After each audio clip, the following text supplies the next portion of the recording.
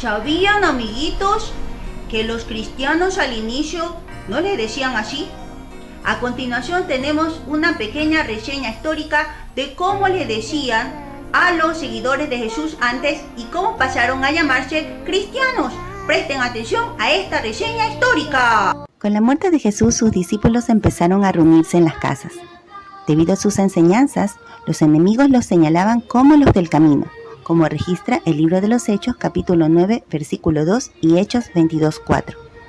Pero fue en Antioquía, donde la gente de afuera empezó a llamarlos cristianos, con el fin de burlarse. Mas ahora los llamados cristianos recibieron este nombre como un honor y un privilegio, por el que valía la pena vivir y morir, ya que aquella denominación fue tomada no del nombre de su maestro, Jesús, sino de su oficio, el Cristo, el ungido o Mesías. Para ellos no había ningún honor más grande que llevar el nombre de pertenecer a Cristo.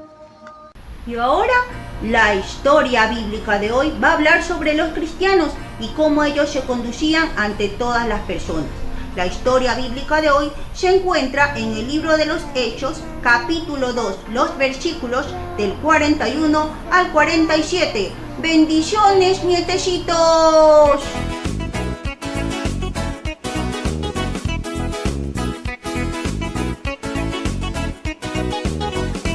El libro de los Hechos de los Apóstoles registra la vida y actividades de los primeros cristianos como iglesia.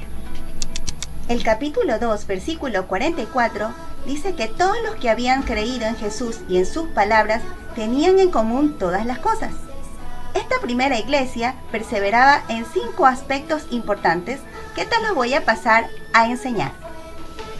En primer lugar, dice que la primera iglesia perseveraban unánimes cada día en el templo. Esto es, que no dejaban de reunirse en el templo todos los días. Yo me alegré con los que me decían: a la casa de Jehová iremos. En segundo lugar, habla de la perseverancia de la doctrina que los apóstoles habían recibido de Jesús.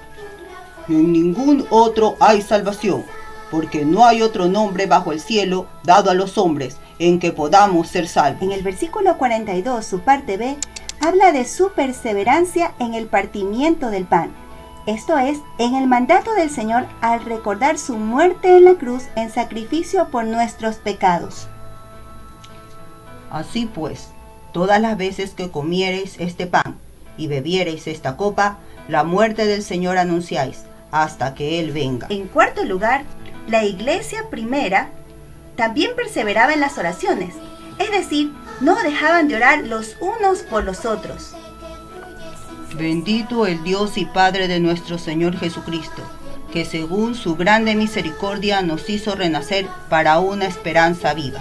En el punto número 5, dicen que ellos perseveraban en la alabanza a Dios, mostrando su gratitud con cantos espirituales, como decía el Señor Jesús, en espíritu y en verdad. Alabad, alabad, alabad al gran Rey. Según el versículo 46b del capítulo 2, dice que los primeros cristianos también se reunían en las casas para disfrutar un tiempo de alegría con sus hermanos en la fe. Mamá, pásame otro pan, por favor.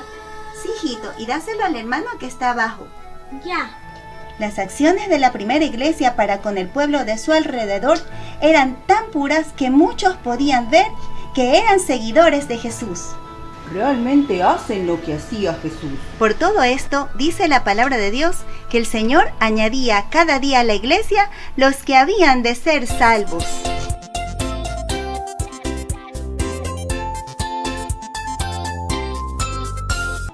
Qué gran ejemplo que nos narra el libro de los Hechos de la conducta de la primera iglesia.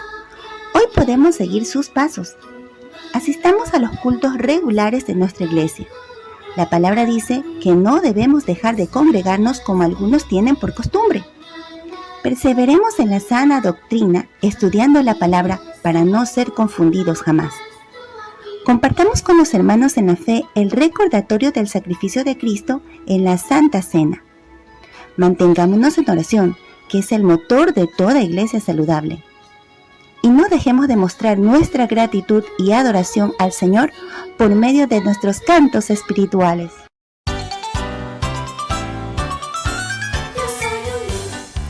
Yo soy un niño.